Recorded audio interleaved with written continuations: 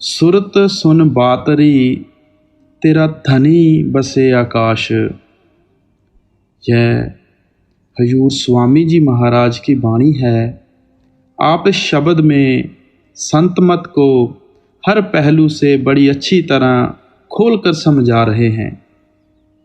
आप उपदेश देते हैं कि ए रूह, तेरा पति वह परमात्मा है, परमेश्वर है, अकाल पुरुष है, वाहिगुरु है, जिसके हजारों अनेकों नाम हमने अपने प्यार में आकर रखे हुए हैं। वह परमात्मा सचखंड में बसता है, आत्मा माया के जाल में फंसी हुई है। जब तक आत्मा अपने पति से मिलाप नहीं करती, यह ना सुहागन हो सकती है, ना ही मरण जन्म के दुखों और देह के बंधनों से छुटकारा हासिल कर सकती है। बहुत से संत महात्माओं ने आत्मा और परमात्मा के रिश्ते को स्त्री और पति का रिश्ता कहकर बयान किया है। गुरु नानक साहब, कबीर साहब और स्वामी जी महाराज भी इसे स्त्री और पति के रिश्ते से याद करते हैं। रामकृष्ण मिशन वाले इसको माँ और बेटे के रिश्ते से पुकारते हैं। हजरत ईसा इसे बाप और बेटे का रिश्ता कहते हैं। इन सब रिश्तों में एक ही भावना समान है, वह प्रेम या प्यार है। इसीलिए आम कहा जाता है परमात्मा प्रेम है और प्रेम ही परमात्मा है। हम मालिक से प्यार करके, उसकी भक्ति करके ही वापस जाकर उससे मिल सकते हैं। हमारी आत्मा उस मालिक का अंश है। हम मालिक से बिछड़कर माया के जाल में फंसे हुए हैं। अपने अपने कर्मों के अनुसार 84 के जेल खाने में फंसे हुए हैं। कभी एक जगह जन्म लेते हैं, कभी दूसरी जगह। जहाँ भी पैदा होना पड़ता है वहाँ दुख ही दुख, मुसीबतें ही मुसीबतें सहनी पड़ती हैं। किसी जामे में सुख नहीं मिलता, शांति प्राप्त नहीं होती। हम देखते हैं किस तरह हमारी खुराक के लिए हजारों जानवरों की रोज हत्या की जाती है।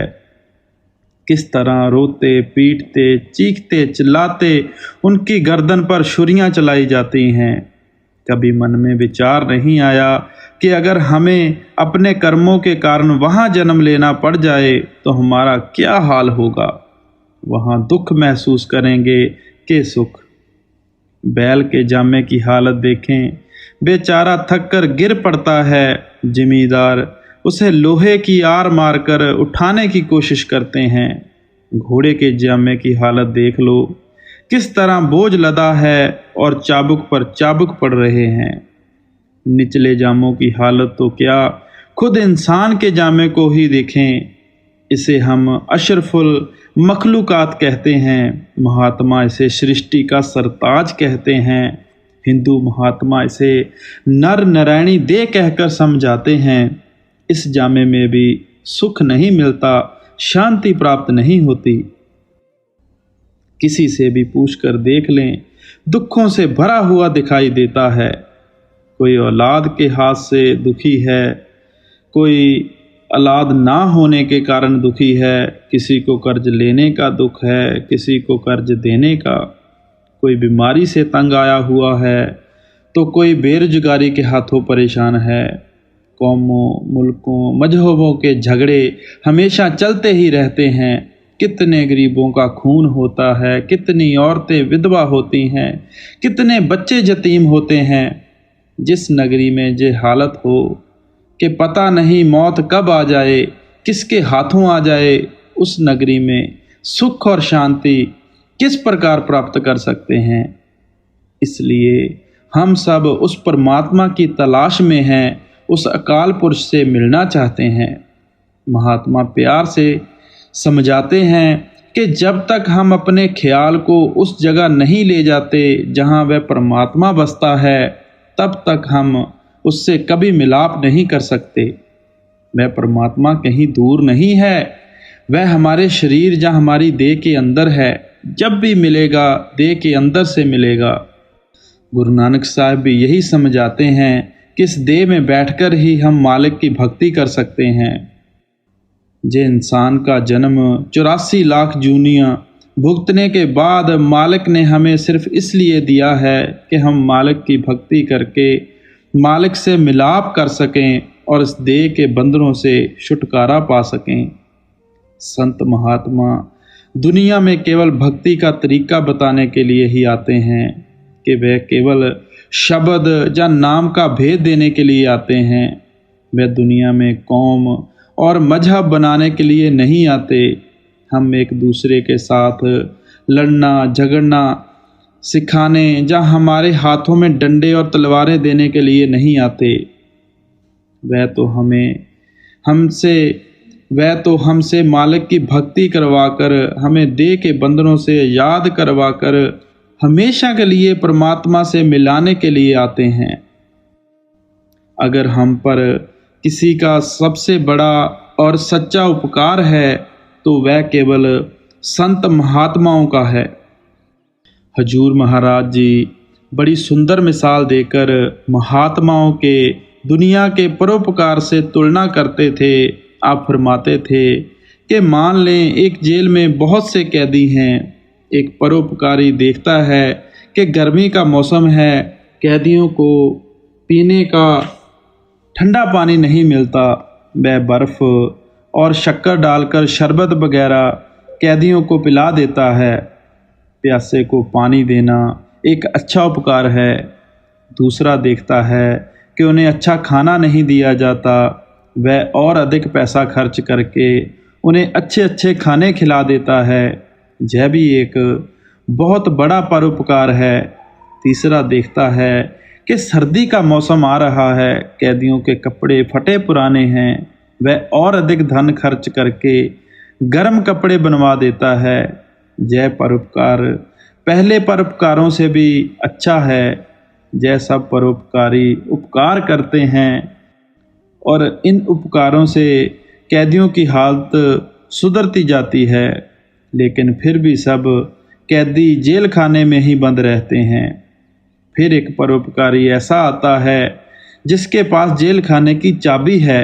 वह जेल खाने का दरवाज़ा ही खोल देता है और सब कैदियों को आज़ाद कर देता है। इस तरह अगर कोई परोपकार सबसे ऊंचा और सच्चा है तो वह संत महात्माओं का है, क्योंकि वह इस संसार के जेल खाने की चाबी लेकर आते हैं। हमसे शब्द या नाम की कमाई करवाकर हमें हमेशा के लिए देह के बंधनों से आज़ाद करवाने के लिए आते हैं। लेकिन उन महात्माओं के चले जाने के बाद हम उनकी तालीम और उपदेश को छोटे छोटे दायरों में बंद करके कौमों, मुल्कों, मजहबों की शक्ल देने की कोशिश करते हैं। हम महात्माओं के असली उपदेश को ढूंढने की कोशिश नहीं करते, उनके बताए हुए रास्ते पर चलने की कोशिश नहीं करते। हम बाहरी रीति रिवाजों और कर्मकांड में बंध जाते हैं। जो सच्चाई या सार है हर मजहब की तय में एक ही है, उसे ढूंढने की कोशिश नहीं करते। नतीजा यह होता है कि सारी उम्र हम वहमों और भ्रमों में फंसकर दिन रात यहीं भटकते फिरते हैं। स्वामी जी महाराज हमारी आत्मा को प्यार के साथ समझाते हैं कि ऐ रूह, तेरा पति वह परमात्मा है, परमेश्वर है, वह सचखंड में बसता है। तू माया के जाल में फंसी हुई है। जब तक तू वहाँ वापस नहीं पहुँचती, उससे मिलाप नहीं कर लेती, तब तक सुहागिन नहीं हो सकती। तेरा 84 के चक्कर से छुटकारा नहीं हो सकता।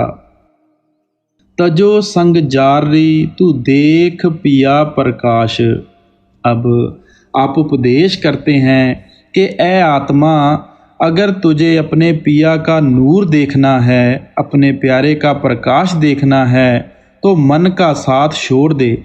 अगर हमारे और परमात्मा के दरमियान कोई रुकावट है तो वह मन की रुकावट है। हमारा मन इंद्रियों के भोगों, शवाबों, कबाबों का आशिक है। मन के अधीन जो भी कर्म हम कर बैठते हैं, उसका नतीजा साथ साथ हमारी आत्मा को भी भुगतना पड़ता है।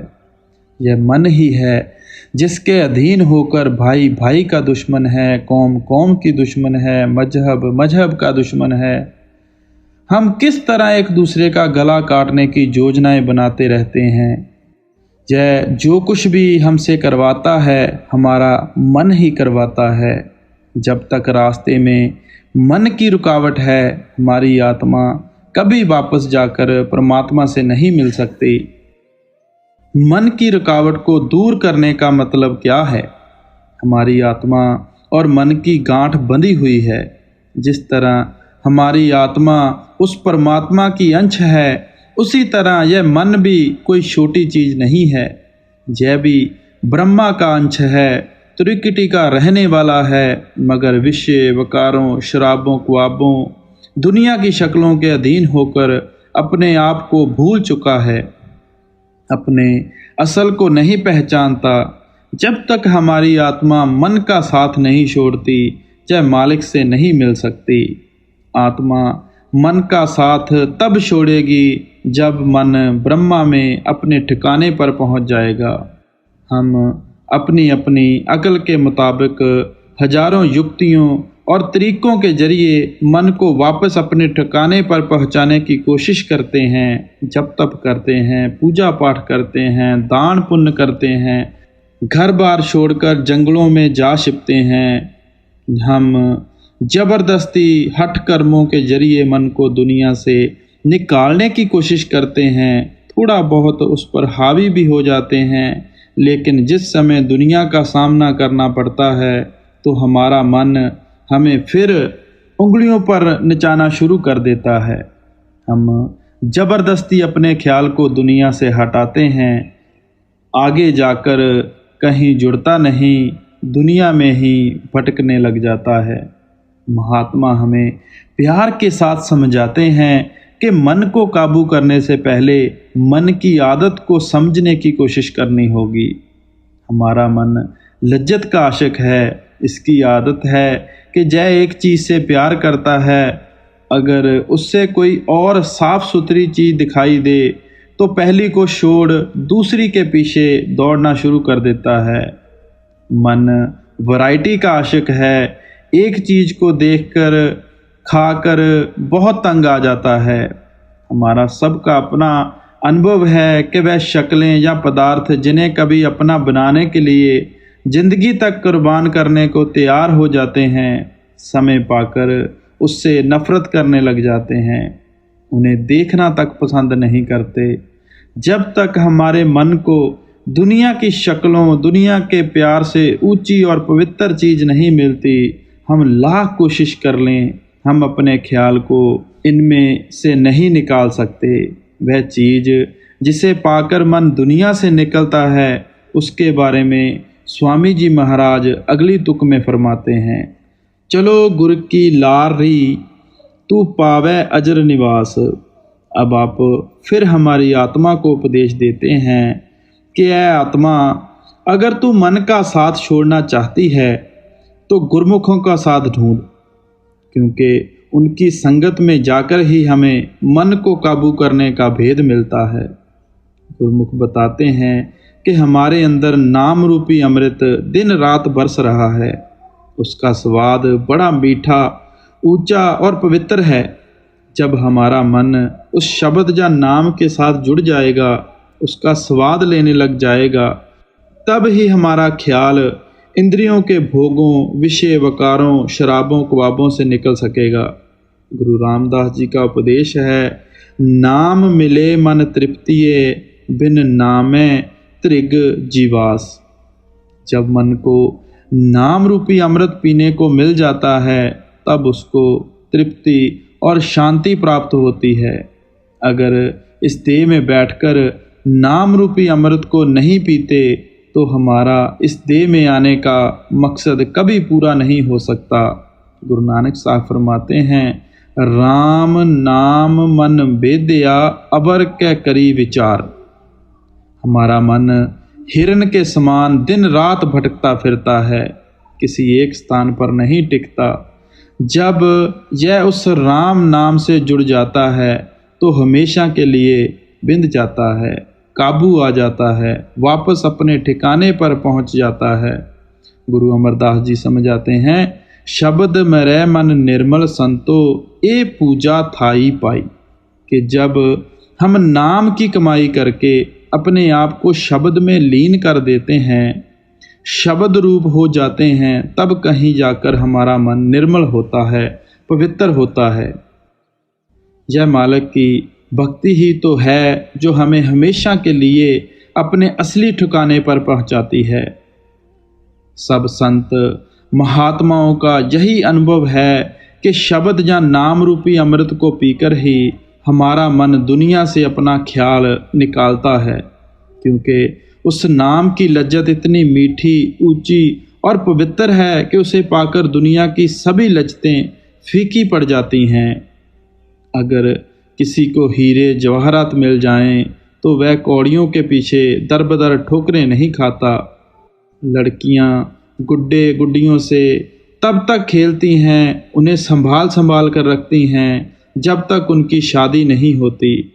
इसलिए महात्मा हमें समझाते हैं कि जब हमारा ख्याल नाम या शब्द के साथ जुड़ जाता है तो यह अपने आप दुनिया से अलग होने लग जाता है। गुरु नानक साहब की शिक्षा का पूरे संत महाओं की शिक्षा या फिलॉसफी का बाकी साधनों से इतना ही फर्क है कि जहाँ दूसरे लोग जबरदस्ती अपने मन को दुनिया से हटाकर हठ कर्मों के द्वारा वश में करना चाहते हैं, वहाँ महात्मा समझाते हैं कि मन इस तरह जबरदस्ती वश में नहीं आएगा। जब हम इसे दुनिया की शक्लों के प्यार से ऊंचा और पवित्र प्यार देंगे तो यह अपने आप दुनिया की लज्जतें, दुनिया के भोगों, विषय वकारों, शराबों ख्वाबों को छोड़ देगा और वापस अपने ठिकाने पर पहुंच जाएगा। जो कुछ भी हमें मिलना है नाम की कमाई से मिलना है, शब्द की कमाई से मिलना है। सवाल उठता है कि वह शब्द कहाँ है? वह कहीं बाहर नहीं, हमारे शरीर के अंदर है, हमारी देह के अंदर है। महात्मा इसी को सच्चा नाम या सच्चा शब्द कहकर बयान करते हैं। नाम दो प्रकार का है, एक वर्णात्मक और दूसरा धुनात्मक। वर्णात्मक नाम वह है जो लिखने, पढ़ने और बोलने में आता है। हमने प्यार में आकर परमात्मा के जितने भी नाम रखे हैं वह सब लिखने में आते हैं, पढ़ने में आते हैं, बोलने में आते हैं। पहले तो हमारे कई मुल्क हैं, एक एक मुल्क की कई कई ज़ुबानें हैं। हर ज़ुबान में लोग उस परमात्मा को अनेक नामों से याद करते हैं। कोई वाहिगुरु कहता है, कोई अल्लाह, कोई रब या रहीम। इनमें से हर एक लफ्ज़ हमारे लिखने या बोलने में आता है, लेकिन जिस सच्चे शब्द या नाम की महात्मा महिमा करते हैं, जिसका महात्मा प्रचार करते हैं, वह ना आँखों से देखा जा सकता है, ना कानों से सुना जा सकता है, ना जुबान से बयान किया जा सकता है। हजूर महाराज जी उसको अनरिटन लॉ और अनस्पोकन लैंग्वेज कहकर समझाया करते थे। गुरु अंगद देव जी इसी नाम की महिमा करते हुए फरमाते हैं, अखीं बाजों वेखना विण कन्ना सुनना, पैरां बाजों चलना विण हत्थां करना, जीबे बाजों बोलना यूं जीवत मरना, नानक हुक्म पछाण के तो खसमे मिलना। हम इस सच्चे शब्द या नाम का भेद हासिल करने के लिए ही गुरमुखों की सोबत करते हैं, संत महात्मा की संगत करते हैं। ये जितने भी हमारे लफ्ज़ हैं इनकी मियाद या अवधि है, इसका कोई ना कोई वक्त मुकर्रर किया जा सकता है। कोई लफ्ज़ 100 साल पुराना है, कोई 500 साल पुराना है, कोई 1000 साल पुराना है। उस परमात्मा के हम हजारों अनेकों नाम रख चुके हैं, हम पिछले नाम भूल जाते हैं, अपने अपने प्यार में नए नाम रखते जाते हैं। हजारों अनेकों महात्मा आए हैं और हजारों अनेकों महात्मा आएंगे और हजारों अनेकों लफ्ज़ों से उस परमात्मा को याद करेंगे, लेकिन जिस नाम की स्वामी जी महाराज जहाँ महिमा करते हैं, सबसे पहले वह नाम था। सबको उस नाम ने पैदा किया है।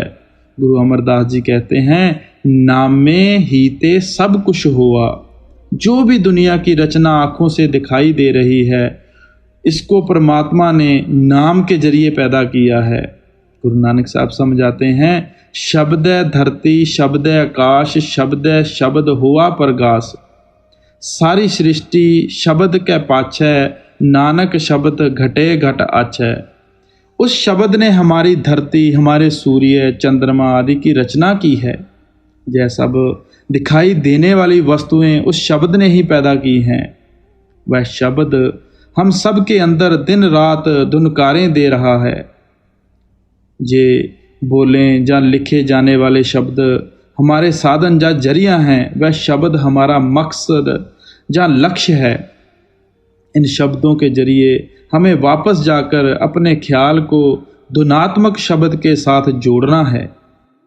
इन लफ्ज़ों को लेकर हमें कौमों, मजहबों, मुल्कों के झगड़ों में नहीं पड़ जाना है। एक दूसरे के साथ लड़ाई झगड़ा नहीं शुरू कर देना है। ज़रा सोचकर देखें, हमारे ये झगड़े उस वक्त तक हैं जब तक हमारा ख्याल उस धुनात्मक शब्द के साथ नहीं जुड़ता। जब तक हम लफ्ज़ों के चक्कर में फंसे हुए हैं, अगर हमारा ख्याल आज उस शब्द या धुनात्मक नाम से जुड़ जाए, तो हमारा ना कोई मजहब है, ना कोई कौम है, ना ही हमारा कोई मुल्क है। संत महात्मा हमें इन वहमों, भ्रमों और झगड़ों में से निकालने के लिए आते हैं, मगर हम दुनिया के जीव इन चक्रों में से नहीं निकलते, बार बार इन झगड़ों में फंसते हैं। हम महात्माओं की तालीम से फ़ायदा उठाकर नाम की कमाई करने की कोशिश नहीं करते। वह नाम कहीं बाहर नहीं, हमारे शरीर के अंदर है। गुरु अमरदास जी फरमाते हैं, शरीरो भालन को बाहर जाए, नाम ना लहे बहुत बेगार दुख पाए। जो लोग उस शब्द को दे या शरीर के बाहर ढूंढने की कोशिश करते हैं, वह बेगारियों की तरह अपने कीमती वक्त को जाया करने में लगे हुए हैं। बेगारी कौन होता है? वह जो दिन भर काम करता है, खून पसीना भी एक करता है, लेकिन शाम को खाली हाथ वापस घर आ जाता है। मेहनत भी की, वक्त भी बर्बाद किया, मगर हाथ पल्ले कुछ ना पड़ा। आप प्यार के साथ समझाते हैं कि शब्द हमारे शरीर या देह के अंदर है। सवाल उठता है कि नाम देह के अंदर है तो कहाँ है? हमारी देह के दो हिस्से हैं, एक आँखों से नीचे और दूसरा आँखों से ऊपर है। हमारे सोचने का केंद्र आँखों के पीछे है।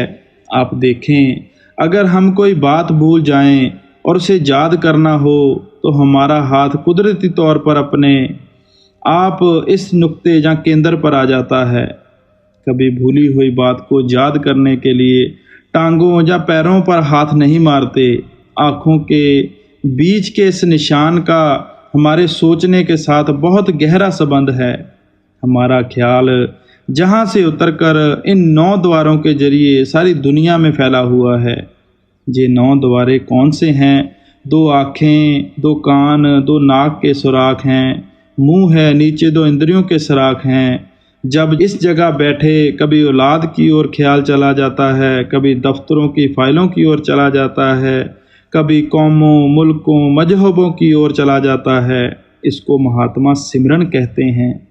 जिसके बारे में हम सोचते हैं उसकी शक्ल भी आँखों के सामने आ जाती है। इसको महात्मा ध्यान करना कहते हैं।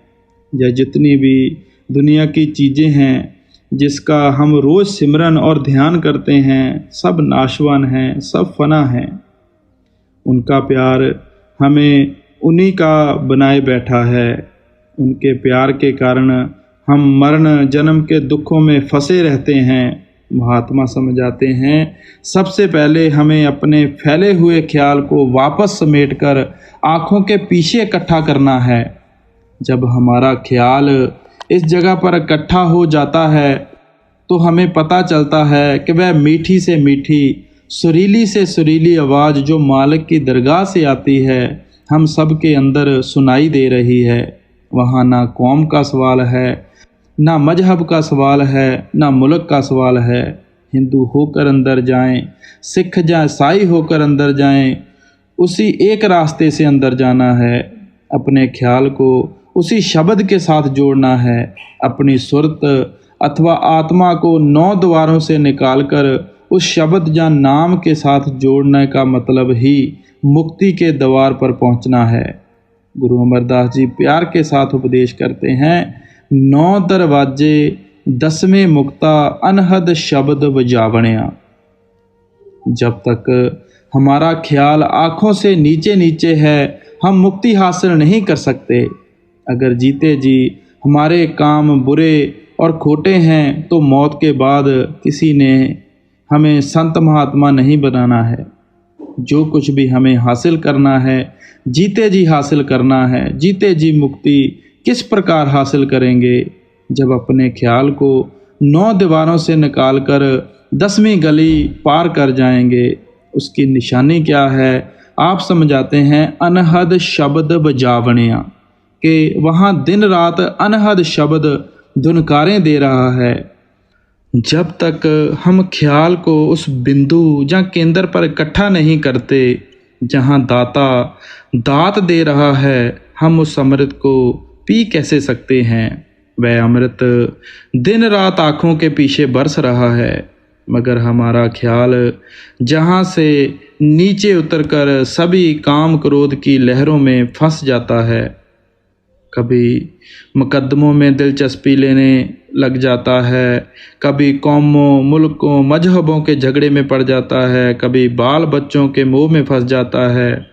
जब तक हम अपने ख्याल को इसमें से निकाल कर आँखों के पीछे इकट्ठा नहीं करते, हमारा हृदय नाम रूपी अमृत से किसी हालत में नहीं भर सकता। इसलिए स्वामी जी महाराज समझाते हैं कि जब हम गुरमुखों की संगत में रहेंगे, संत महात्माओं की संगत करेंगे, तो वह हमें बताएंगे कि नाम कहाँ है, किस मार्ग पर चलकर हमें अपने ख्याल को शब्द के साथ जोड़ना है, किस तरह अपने ख्याल को शराबों, कबाबों, विषय वकारों, दुनिया के धंधों से निकालकर वापस आँखों के पीछे लाना है। वह दौलत हमारे अंदर है और परमात्मा ने हमारे लिए ही रखी है। लेकिन जब तक हम अंदर जाकर उस दौलत को अपना नहीं बनाते, हम उस दौलत से कभी कोई फ़ायदा नहीं उठा सकते। गुरु रामदास जी इस बारे में बड़ा सुंदर उदाहरण देते हैं। कासट में जू है बिसंतर, मथ संजम काढ़ कड़ीजै, राम नाम है जोत सबाई, तत् गुरमत काढ़ लीजै। जैसे लकड़ी के अंदर आग है, लेकिन वह हमें नज़र नहीं आती और ना ही हम उससे फ़ायदा उठा सकते हैं। गुरु साहब समझाते हैं कि अगर युक्ति से हम लकड़ी घिसना शुरू कर देते हैं तो उसमें से आग पैदा हो जाती है।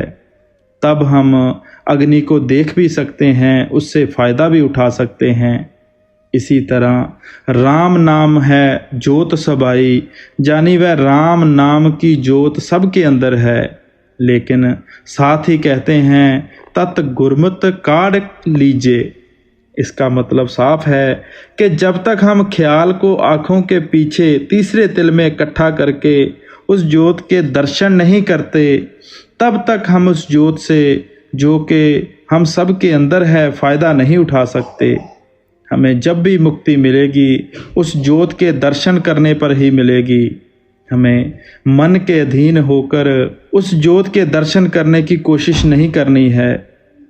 हम आटा लेकर उसका दीपक बनाकर तेल या घी और बत्तियां डालकर ज्योत जला लेते हैं और दिन रात उन्हें माथा टेकते रहते हैं। जय विचार करने योग्य बात है कि हमारे गुरुद्वारों में ज्योत जलाई जाती है, गिरजाघरों में मोमबत्तियां जलाई जाती हैं, मुसलमान मज़ारों पर दिए जलाते हैं।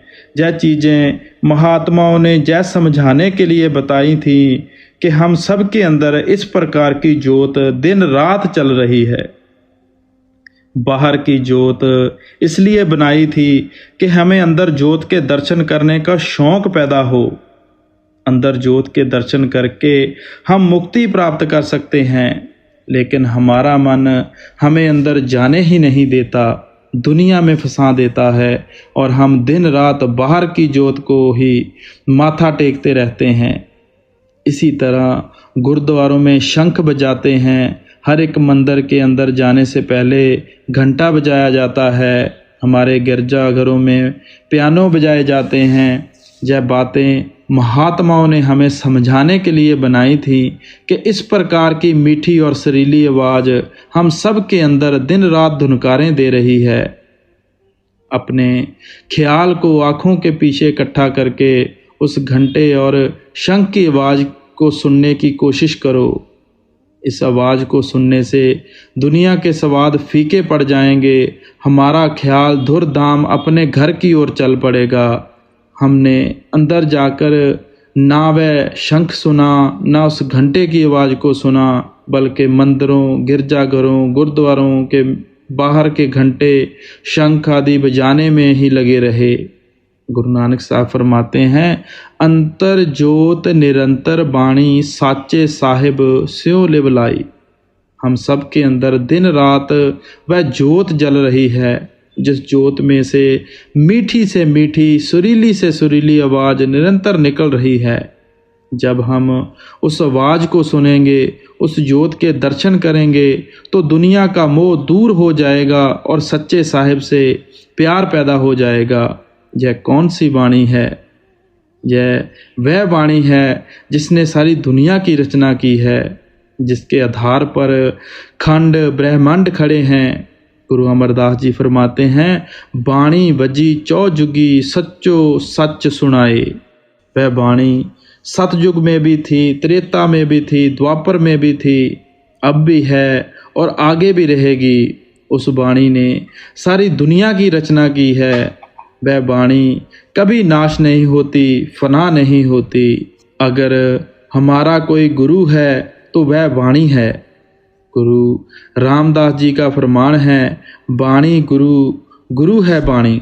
वह बाणी हमारा गुरु है, जिसे सुनकर हम मुक्ति हासिल कर सकते हैं। उस मीठी धुन को बाणी कहते हैं। शब्द कहें, नाद, कलमा या बांगे समानी कहें, अमर नाद, राम नाम, धुन या इसमें आजम कहें। हजरत ईसा उसे वर्ल्ड या लॉगस कहते हैं। अलग अलग मुल्कों और मजहबों के महात्माओं ने उस चीज़ को, उसी ताकत को अलग अलग शब्दों के जरिए बयान किया है। स्वामी जी महाराज फरमाते हैं कि जब हमारा ख्याल उस सच्चे शब्द के साथ जुड़ जाता है, उसकी लज्जत इतनी मीठी, ऊंची और पवित्र है कि उस लज्जत को पाकर दुनिया की सब लज्जतें फीकी पड़ जाती हैं। गहो सरन कोई सादरी, जो मिले शब्द घरबास। अब आप प्यार के साथ बतलाते हैं कि जिन गुरमुखों की तलाश करनी है, जिनसे नाम या शब्द का भेद लेना है, वह कैसे महात्मा हैं, उनके साथ हमारा क्या रिश्ता होना चाहिए। स्वामी जी महाराज फरमाते हैं कि हमें शब्द स्वरूपी, शब्द अभ्यासी महात्मा को ढूंढना है, जो स्वयं शब्द की कमाई करते हैं और इससे भी यह कमाई करवा लें। हमारा असली गुरु तो नाम या शब्द है। महात्मा हमारी आत्मा को शब्द या नाम के साथ जोड़ते हैं। इसलिए हम महात्मा की महिमा करते हैं और उनसे प्यार करते हैं। उन्हें वापस जाकर शब्द या नाम में समा जाना है। इसलिए हम भी उनके प्यार में बंधकर शब्द या नाम में जा समाते हैं। ऐसे महात्मा समाज पर बोझ बनकर नहीं आते, बल्कि दाता बनकर आते हैं। वह कुछ देते ही हैं, लेते नहीं। संत महात्माओं का इतिहास पढ़कर देख लें। गुरु नानक देव जी ने करतारपुर गांव में खेती की, अपनी और अपने बाल बच्चों की परवरिश की, साध संगत की सेवा की। कबीर साहिब जीवन भर ताना तनते रहे। गुरु रविदास जी सारी उम्र जूतियां गांठते रहे। इस तरह सब महात्मा कोई ना कोई कामकाज करते रहे, अपनी मेहनत की कमाई करते करते और साथ संगत की सेवा मुफ्त में करते रहे। गुरु नानक साहब तो यहाँ तक उपदेश करते हैं, गुर पीर सदाए मंगण जाए, ताकै मूल न लगिए पाए, घाल खाए किश हाथों दे, नानक राह पछाणे से। जो गुरु और पीर अपने शिष्यों सेवकों से मांगते फिरते हैं, उनके पैरों पर माथा ही नहीं टेकना चाहिए। कैसे महात्मा को ढूंढना है जो स्वयं मेहनत की कमाई करता हो और हमसे भी मेहनत की कमाई करवाए। जब तक हम मेहनत की कमाई नहीं करते, हमारे अभ्यास में बरकत ही नहीं हो सकती। आप देखते हैं कि कोई भी इंसान दूसरे को यूं ही पैसे नहीं देता। जब हम किसी साधु को खिलाते हैं, कुछ देते हैं, तो मन में कई इच्छाएं रखते हैं। अपनी ज़िंदगी, अपनी गंदगी निकालकर उसके सिर डालने की कोशिश करते हैं। जिन इच्छाओं के साथ खिलाया है, उन्हें भरने भुगतने के लिए उस साधु को दे के बंदरों में आना पड़ेगा और साथ ही खिलाने वाले को भी आना पड़ेगा। इसलिए महात्मा हमें अपनी मेहनत की कमाई करने के लिए कहते हैं। दुनिया में अपना फर्ज समझकर रहना है। इस बात को स्वामी जी महाराज अगली तुक में स्पष्ट करते हैं। तन पिंजरा यह काल का, क्यों करें पराई आस। सब कुछ बयान करके आप फरमाते हैं कि वह कौन सी चीज़ है जो मालिक की भक्ति नहीं करने देती। वह देह का प्यार है, जो हम देह में बैठकर दिन रात ऐशो इशरत, शराबों कबाबों आदि में लगे हुए हैं। अच्छी तरह विचार करना चाहिए कि हमारा इस देह के साथ क्या संबंध है। जय किराए का मकान है, पराया मकान है, काल का पिंजरा है। जितने जितने सांस परमात्मा ने बख्शे हैं, उन्हें पूरा करने के बाद इस देह को यहीं छोड़ जाना है। ये देह ना आज तक किसी के साथ गई है और ना ही जा सकती है। जब इस देह को साथ नहीं जाना, तो इसमें बैठकर जो दुनिया के साथी बनाए हैं, वह हमारी क्या सहायता कर सकते हैं। हम अपने बहनों, भाइयों, मित्रों, संबंधियों के लिए कौन कौन सी ठगियां और बेईमानियां नहीं करते, किन किन असूलों को कुर्बान नहीं करते, उनके लिए कितना समय बर्बाद करते हैं। उन सब का संबंध केवल हमारे शरीर के साथ है। इनमें से कई हमें छोड़कर चल देते हैं और कईयों को हम छोड़ जाते हैं। मौत के समय ये सब हमारे आसपास ही बैठे रह जाते हैं। किसी को यह नहीं पता चलता कि मौत के फरिश्ते किधर से आते हैं और हमें लेकर किधर चले जाते हैं। इन सब से हमारा लेन देन का संबंध है, गर्जों का प्यार है। कोई यार दोस्त बनकर आ गया, कोई भाई बहन बनकर आ गया, कोई बेटा बेटी बनकर आ गया। जैसे जैसे इनके साथ लेन देन का हिसाब ख़त्म होता है, सब अपनी अपनी राह चल पड़ते हैं। इसलिए इनमें अपना फ़र्ज समझकर रहने की कोशिश करनी चाहिए। दुनिया को छोड़कर जंगलों पहाड़ों की ओर दौड़ने की कोशिश नहीं करनी चाहिए। संत मत हमें कायर और बुज़दिल नहीं बनाता। हमें दुनिया में रहना है, सूरमा और बहादुर बनकर रहना है, लेकिन दुनिया में रहते हुए भी दुनिया की मैल में नहीं लिबड़ना। अपने ख्याल को शब्द या नाम के साथ जोड़कर रखना है। 10 इंद्री के भोग की तेरे पड़ी गले में फांस। अब आप फिर आत्मा को उपदेश करते हैं कि ऐ आत्मा, अगर तुझे अपने प्रियतम से मिलना है, पिया का नूर और प्रकाश देखना है, तो अपने गले में पड़े हुए इंद्रियों के भोगों के फंदे को उतार दे। आप समझाते हैं कि हम दुनिया के जीव हमेशा इंद्रियों के भोगों, शराबों ख्वाबों की लज्जतों में लगे रहते हैं। हम समझते हैं ये जग मिठा, अगला किन डिठा। मन को कह देते हैं कि नरकों स्वर्गों की कहानियाँ महात्माओं ने यूं ही हमारा खून सिखाने के लिए बनाई हुई हैं। इंसान का जामा तो परमात्मा ने शराबों ख्वाबों विषय वकारों के लिए बख्शा है। स्वामी जी महाराज हमें गफलत की नींद से जगाना चाहते हैं। हमें यह नहीं भूलना चाहिए कि इस देह में बैठकर किए गए सब बुरे और खोटे कर्मों का हिसाब हमें देना पड़ेगा। यह हमारे गले में फंदा है। मौत के समय हम रोएंगे, चीखेंगे, लेकिन उस वक्त कौन किसी की पुकार और फरियाद सुनता है? अगर कर्म करते समय नहीं सोचेंगे तो नतीजा भुगतने के समय कौन हमारी मदद करेगा? इसलिए स्वामी जी महाराज फरमाते हैं कि हमें कर्म सोच समझ कर करने चाहिए। अपने मन को इंद्रियों के भोगों से रोकने की कोशिश करनी चाहिए। मन कब रुकेगा? जब यह सिमरन में लग जाएगा। हमारा मन कभी टिक कर नहीं बैठता। यह कुछ ना कुछ सोचता ही रहता है। इसीलिए हमें उस परमात्मा के नाम का सिमरन करना चाहिए जिसने सारी दुनिया की रचना की है, जो हम सबका बादशाह है, सबका दाता है, जिसे कभी नाश या फना नहीं होना है। वह निश्चल है, मरण जन्म में नहीं आता।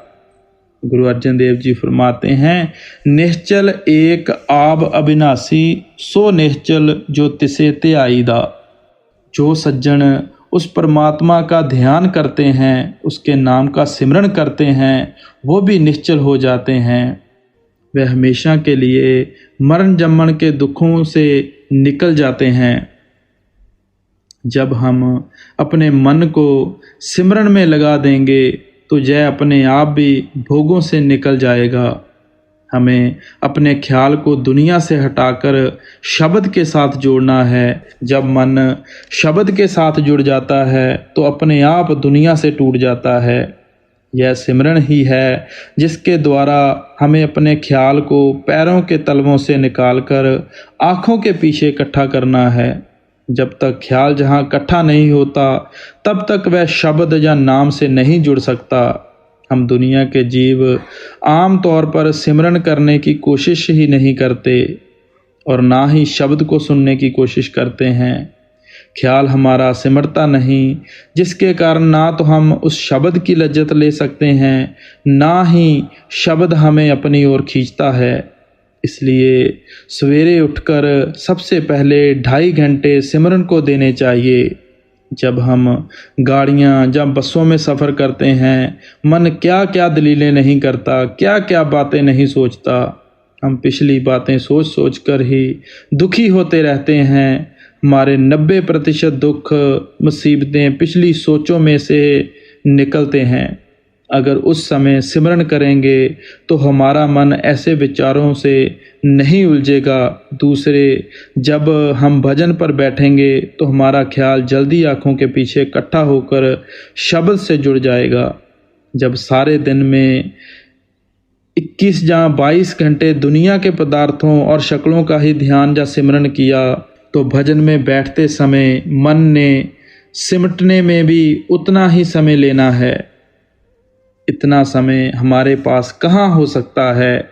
इसलिए सिमरन करने की तो हमें इतनी आदत पड़ जानी चाहिए कि अगर हम एक दूसरे से बात भी कर रहे हों तब भी सिमरन अपने अंदर अपने आप जारी रहना चाहिए। सिमरन ही हमारे ख्याल को विषय वकारों, ख्वाबों ख्वाबों, दुनिया के धंधों, दुनिया की शक्लों में से निकालकर शब्द या नाम से जोड़ता है। जब एक बार मन को शब्द या नाम की लज्जत आनी शुरू हो जाती है तो फिर हमारा ख्याल किसी दूसरी तरफ नहीं जाता। इसलिए स्वामी जी महाराज फरमाते हैं कि जय जो हम इंद्रियों के भोगों में फंस रहे हैं, जय अपने गले में फंदा डाल रहे हैं। इसलिए आप आत्मा को उपदेश देते हैं कि ऐ आत्मा, अपने ख्याल को इंद्रियों के भोगों में से निकाल। 9 द्वारन में बंद रही, अब चैन नहीं एक श्वास। अब आप समझाते हैं कि जब तक हमारा ख्याल आँखों से नीचे है तब तक दुख ही दुख हैं, मुसीबतें ही मुसीबतें हैं। जो थोड़े बहुत सुख नज़र आते हैं, समय पाकर इन्हें भी मुसीबतों में बदल जाना है। जब तक हमारा ख्याल काम, क्रोध, लोभ, मोह, अहंकार रूपी 5 अग्नियों में से जल रहा है, हम सुख शांति कैसे पा सकते हैं? हम दुनिया के जीव दुनिया की शक्लों, दुनिया के पदार्थों में सुख ढूंढने की कोशिश करते हैं। स्वामी जी महाराज प्यार के साथ समझाते हैं कि जब तक हमारा ख्याल आँखों से नीचे नीचे है, हम दुखों और मुसीबतों में हैं। हमें सुख और शांति कैसे मिलेगी, यह आगे बताते हैं। 10वीं खिड़की खोल रही कर परम बिलास। अब आप आत्मा से कहते हैं कि अगर तू सुख और शांति चाहती है तो वापस अपने घर चल। जब तक आत्मा वापस जाकर परमात्मा से मिलाप नहीं करती, इसको असली अर्थों में सुख और शांति नहीं मिल सकती। आत्मा रूपी स्त्री को जब भी शांति मिलेगी, परमात्मा रूपी पति के प्यार में, पति के चरणों में मिलेगी। इसलिए स्वामी जी महाराज फरमाते हैं कि अपने ख्याल को 9 दीवारों से निकालकर 10वीं खिड़की खोलकर आगे चलकर अपने घर के रास्ते पर आ जाओ। अपने घर की ओर वापस जाने पर ही शांति मिलेगी। गुरु अमरदास जी का उपदेश है, जिन्हीं घर जाता अपना से सुखिए भाई। जो सज्जन वापस अपने घर पहुंच जाते हैं, वह हमेशा के लिए सुख और शांति हासिल कर लेते हैं। जो स्त्री अपने पति के चरणों से बिछड़ी हुई है, उसे चाहे दुनिया के कितने ही पदार्थ दे दें, चाहे कितनी ही मान वड्याई दे दें, उसे सुख और शांति नहीं मिल सकती। आप जानते हैं कि परमात्मा ने हमें सब कुछ भी क्यों ना दिया हो, जब अकेले बैठे हों, सब कुछ होते हुए भी मन में खुशी नहीं होती, कुछ ना कुछ कमी महसूस करता रहता है। पता नहीं चलता कि मन किस चीज़ को ढूंढने में लगा हुआ है। यह हमारी आत्मा की अपने असल की ओर कुदरती कशिश है। यह कशिश ही हमें मालिक की भक्ति की ओर ले जाती है। जब तक हमारी आत्मा का मालिक से मिलाप नहीं होता, इसको कभी सुख शांति नहीं मिल सकती। इसलिए आप आत्मा को समझाते हैं कि अपने घर वापस चल, पिया से मिलाप कर। सतगुर पूरे कह रहे, तू मान बचन विश्वास। स्वामी जी महाराज उपदेश करते हैं कि हमें संत महात्माओं के अनुभव से फ़ायदा उठाना चाहिए। अगर हम सब दुनिया के जीव अपने अपने प्रयोग करने शुरू कर दें तो दुनिया कभी उन्नति नहीं कर सकती। अगर संतों के अनुभव से फ़ायदा उठाकर आगे चलेंगे तो हम पूरा लाभ उठा सकेंगे। स्वामी जी महाराज फरमाते हैं कि मैं कोई अनोखी बात नहीं कर रहा हूँ। संत महात्मा हर युग में ही नाम का प्रचार करते आए हैं। जब तक हम उनके अनुभव से लाभ उठाकर नाम की कमाई नहीं करते, हम किसी हालत में मुक्ति प्राप्त नहीं कर सकते। अपनी आखिरी कड़ी में स्वामी जी महाराज क्या फरमाते हैं? राधा स्वामी नाम भज, होए कर्म सब नाश। अब आप फरमाते हैं कि राधा स्वामी किसी कौम या मजहब का नाम नहीं है। जैसे परमात्मा के हजारों अनेकों अन्य नाम हमने अपने अपने प्यार में आकर रखे हैं, इसी तरह स्वामी जी महाराज ने उस मालिक को राधा स्वामी कहकर पुकारा है। राधा का अर्थ है आत्मा और स्वामी का अर्थ है पति यानी परमात्मा। आप इस शब्द के शुरू में ही बयान कर चुके हैं कि यह आत्मा स्त्री है और परमात्मा इसका पति है। बहुत से संत महात्माओं ने उस परमात्मा को स्वामी कहकर पुकारा है, लेकिन वह स्वामी किसका है? आत्मा का स्वामी है। जिस प्रकार परमात्मा के और अनेक नाम हैं, इसी प्रकार स्वामी जी महाराज उसे राधा स्वामी नाम द्वारा याद करते हैं। आप फरमाते हैं कि हम सब दुनिया के जीव कर्मों की बेड़ियों में जकड़े हुए हैं। क्या राजा, क्या प्रजा, क्या अमीर, क्या गरीब, क्या स्त्री, क्या पुरुष, दुनिया के सब जीव अपने अपने कर्मों का हिसाब देने में लगे हैं। जब तक हमारे कर्मों का हिसाब किताब खत्म नहीं होता, हमारी आत्मा निर्मल, स्वच्छ और पवित्र नहीं हो सकती और ना ही परमात्मा से मिलने के काबिल हो सकती है। स्वामी जी महाराज फरमाते हैं कि कर्मों का हिसाब निपटाने के लिए गुरु की भक्ति करनी चाहिए, शब्द की कमाई करनी चाहिए।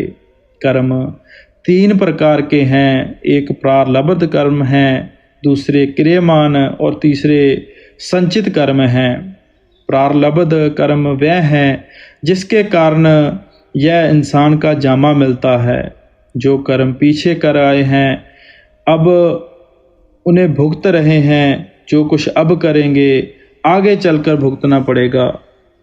किसान पिछली फसल घर ले जाता है और आगे के लिए फिर खेत में बीज डाल देता है। जो प्रारब्ध कर्म हैं जिनके कारण इंसान का जामा मिला है, यह हमें देह में बैठकर भुगत लेने हैं। मालिक की मौज और भाना समझकर उनका हिसाब भुगत लेना है। हुक्म में रहने का अर्थ है, भाने में रहने का अर्थ है कि हम अपने प्रारब्ध कर्मों का हिसाब खुशी खुशी चुका दें। अगर आगे मालिक की भक्ति करेंगे तो हमसे ऐसा कोई बुरा कर्म नहीं होगा जिसका नतीजा भोगने के लिए हमें देह की कैद में आना पड़े। इस प्रकार हम नए या क्रियमान कर्मों से बच जाएंगे। जो हमारे संचित कर्म हैं वह पिछले कई जन्मों से इकट्ठे होते आए हैं। उन्हें नाश करने का केवल एक ही तरीका है, एक ही साधन है, वह यह है कि हम शब्द या नाम की कमाई करें। जब हमारे तीनों प्रकार के कर्म नाश हो जाते हैं तो हमारी आत्मा स्वच्छ, निर्मल और पवित्र हो जाती है, अपने असल में मिलने के काबिल बन जाती है। इसलिए स्वामी जी महाराज हमें प्यार के साथ समझाते हैं कि हमें मालिक की भक्ति करनी चाहिए, नाम या शब्द की कमाई करनी चाहिए। जब तक आत्मा स्वच्छ, निर्मल और पवित्र नहीं होती, या कभी अपने असल, अपने मूल से मिलने के काबिल नहीं हो सकती। गुरु प्यारी साध संगत जी, आज का सत्संग यहीं पे समाप्त होता है। जैसे स्वामी जी महाराज ने बड़ी अच्छी तरह खोल खोल कर इस शब्द की महिमा की है, हमें समझाने की कोशिश की है। हमें भी चाहिए कि स्वामी जी का उपदेश मानकर दिन रात भक्ति में बैठ जाएं, अपने दिन के 2.5 घंटे का सिमरन जरूर करें। बाबा जी की तरफ से बहुत बहुत प्यार, आशीर्वाद। राधा स्वामी जी।